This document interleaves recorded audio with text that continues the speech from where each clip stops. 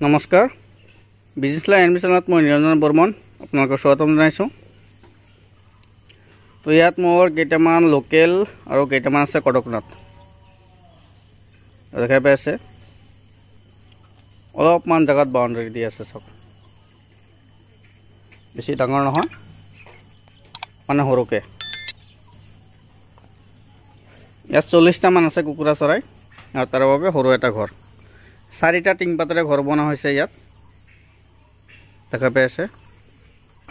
মানে ঘৰটো পুৰণি হৈ গৈছে ইয়াত, মানে ঘৰৰ চাৰিওফালে মানে তলত বেৰবিলাক পচি গৈছে কাৰণে ইয়াত মানে তলত টিংপাত দিয়া হৈছে। মানে ৰাতি শিয়াল আহে, শিয়াল আৰু বন মেকুৰীবিলাক আহে, মানে পোৱালিবিলাক লৈ লৈ খায়। এই ওপৰেদিও যায়, জালবিলাক ছিঙিছে, সেইকাৰণে ওপৰেদিও ইয়াত নেট দি দিছোঁ। চাওক বহুত ধুনীয়াকৈ। আৰু চাৰিওফালে বাউণ্ডাৰীটো চাওক, মানে ৰাতি হ'লেতো আৰু ঘৰৰ ভিতৰতে থাকে, দিনত এই বাউণ্ডাৰীৰ ভিতৰত। তাতে দিছোঁ পানী, প্ৰায় 10 লিটাৰমান পানী ধৰে এইটোত।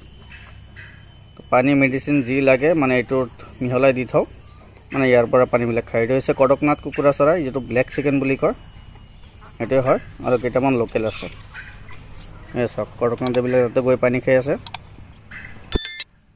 আৰু ইয়াত আছে লোকেল, এইবিলাক লোকেল, আৰু এইবিলাক আছে কড়কনাথ, আৰু এই তাতে গৈ আছে কিছুমান। আৰু এইটোত দানা দি থৈছোঁ অলপমান। ইয়াত চাওক, মানে ইয়াত মই দানা, চাপৰ আৰু ধানৰ মল এইবিলাক মিক্স কৰি দিছোঁ, অলপ ভাতো দিছোঁ। মানে যিহেতু ডাঙৰ হৈ আহিছে, দানা খৰচ অলপ বেছিকৈ লাগে, সেইকাৰণে এইবিলাক মিক্স কৰি ইয়াত দি থৈছোঁ।